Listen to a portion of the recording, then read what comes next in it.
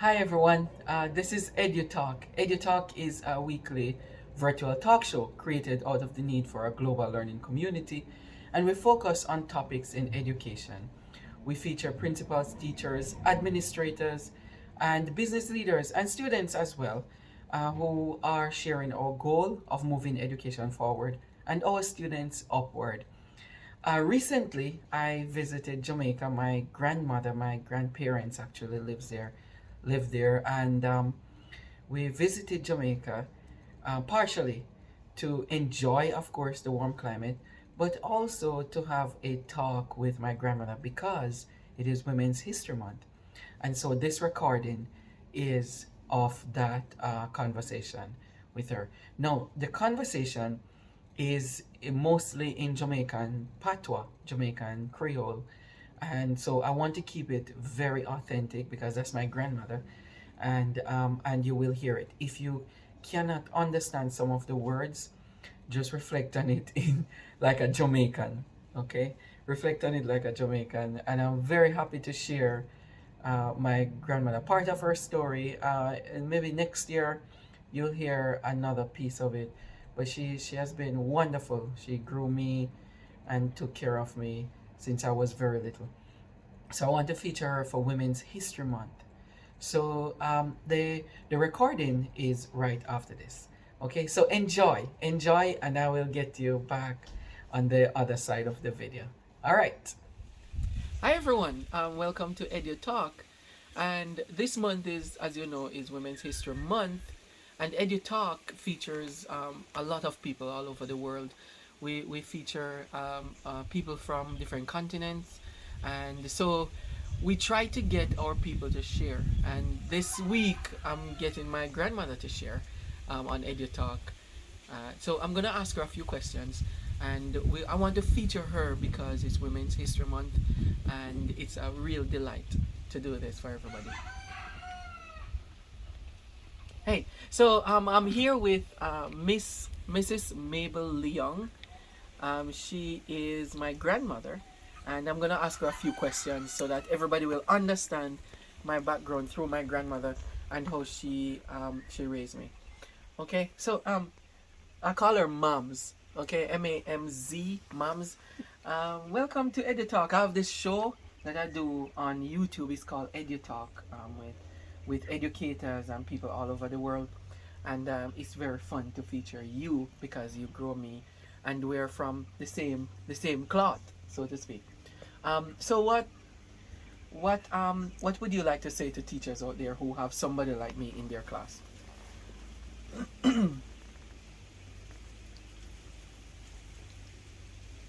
Just say anything. I would say to teachers, take care of your student for some time, then slow to education. So all you do, take time with them. Okay. So you have been around here, and we're checking in here in Hessen Castle in Jamaica. Okay, Saint Anne, the parish of Saint Anne, the same place where Bob Marley is from, and actually buried. Not he's buried close to where we're here in Saint Anne right now. And you grew up around the time of Bob Marley. As a matter of fact, you are the same age if Bob Marley was supposed to be alive. Yes. Do you yes. remember anybody talking about Bob Marley when you were little? No. But when Bob Marley grow up and start to do music and talking age, we find out say me and him are the same age, 1945 we born, and sometime me go at Bob Marley district, that is 9 Mile. My sister live at 9 Mile, so sometime me go up there. Okay. So me really proud of Bob Marley, and me have a girl born the same the same month with Bob Marley. Oh, And the yes. same date. Yes. That's my mother. Mhm. Rose Leung, Yes. actually born. Share the same birthday as Bob Marley. Yes. Yeah. So all right, good. So now the elementary school that I went to is Moremont Primary and Infant School. It used to be called Moremont All Age School. Do you remember going to that school? Me? Yes. Yeah, man. What age were you? 7. You're 7? Yeah, at 7 then they take children. Oh. But we never have infant school yet. Okay. So and then you used to live with your mother, Yes. and you were working with her, you know, doing stuff around the house and clean house. You- With brush and wax. yeah. And Yeah. sometimes we take cylinder and rub the floor and then something there. Yeah. And take hashes and clean the can them Mhm. and do them something there. So all right. So you're married to Stafford Leung, who is my grandfather, and Stafford is not here now. You know, we're featuring women, and so you got the Leung from him. Can you tell me where you got your maiden name is Wilson? Yes. Where did you get the Wilson from? You got it from your father, Father, yes. who my is father. Solon Wilson. James Wilson. James Wilson. Mhm. So where did he get the Solon from? Because I learned that your father was Solon Wilson. I'm pet name that. Oh, okay. Just like my pet name is Peter. His pet name is Solon. So I didn't know that, you know. Okay, good. Where was he from? Your father. Green Hill. Green Hill is in Same. Brownstone. Yes. Close to Brownstone. And in live. In St. Anne. Come up Pot. Yeah, Pot is the name of a district Mother. close to where we are now in Hessen Castle. And married my mother. Okay. And we all live at Pot. Okay. And you grew up in Pot. Pot. Okay, which is very close to here. It's a To district here, close to sir. here. All right, good.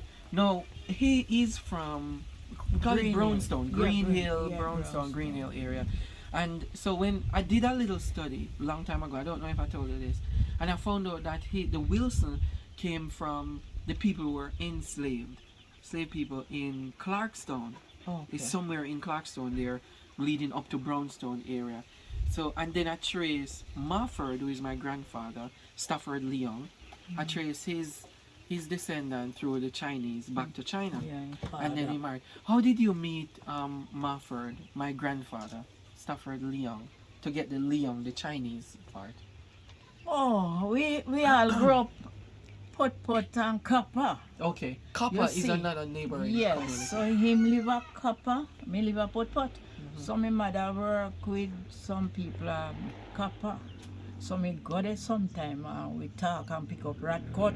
Okay, When what is the- rat cut? Rat cut are when the rat coffee. cut off the coffee and we pick up the rat cut now and dry it Yes. and trash it out and sell it. Okay, good. Let me rephrase that because a lot of people don't understand that phrase. So rat cut, right? The rat cut is the coffee that fell off the tree because the rats climb on the tree and cut. bit on it. Yes. And then the little pieces fell Yeah. and that have little parts to the coffee, right? And then so what they used to Coffee do self is to drop. walk around the trees and pick up that it part, up. and they would bring it home and dry parch it, No, which is no, dry. no. Oh, sorry. We dry it. You and dry it trash first. it out and sell it. Trash means you shake off the trash. We fan it. Fan it. Yeah, you fan it. You sieve it. and- Yes. And then you sell it. you put it Till in the it sun and it gets dry. And, we And then you sell put it to in the pot? shop. No, and we then- not. Oh, sorry. We I'm sell messing it up to here. the shop. Yes. Okay. And then when the bag full, Yes. then sell it to different merchants. Oh, and then they process it somewhere. and then Okay. do it. That All we right. and send it to foreign. Right. Then Right. trash it, them parch it, Yes. you know, and send it to foreign. Okay. Okay. All right. Good. Interesting. Now, you have 4 children, and my mother is one of them. Yes. Can you tell me, because it's women, my mom, she was very helpful around the house when you were growing up, and you raised her really well, because one of the things I noticed about my mother, she's very good with children, like Yeah. raising them and making sure they get the right amount of food. Yeah. And I remember when Juliana, my daughter, was little, we had the pacifier in her mouth, and my mother said, "No, what you doing? Take out the pacifier. Don't put any pacifier in the child's mouth. If the child wants to cry, let her cry, because that means something is wrong somewhere, and so on." You know, how was she when she was growing up? What can you say about her? Well, she grew up good, you know. Her, she help around the yard and she do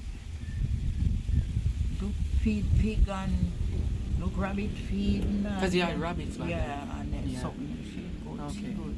And you specialize in farming, because I know how to farm because of you. I grew up with you and my grandfather, Mafford, so I know everything. Like, you taught me how to iron my clothes, and I was telling my and daughter wash.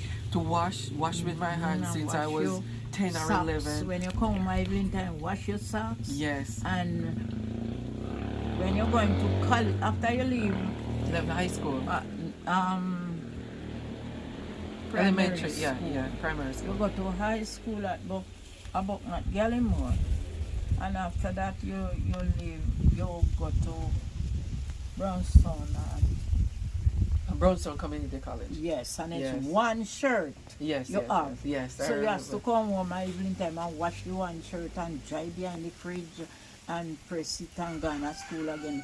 5 years. Yeah, that's 5 true. years you do That's that. true. Mm. Yeah, it was tough times, Tough, really. man, it's tough. Really Yeah. tough. But I made it because of the toughness that we went Yeah. through with And- to make decisions. Yes. Accurate, And wicked decisions. most morning, me give you 2 orange and 4 orange for you, 2 for your break and 2 for your lunch, and Paul get the same. Yes, that's my brother Paul. No lunch. Get the same. Yeah. No yeah. lunch, but you make it. Yeah, yeah.